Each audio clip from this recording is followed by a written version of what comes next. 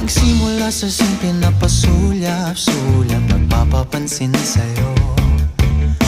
Umabot sa palitan ng mga mensahe, kilig na kilig ako. Kumusta, kain na, hello, magandang umaga.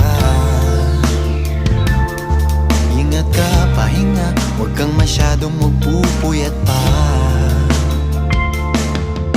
Naramdaman ng puso na dahan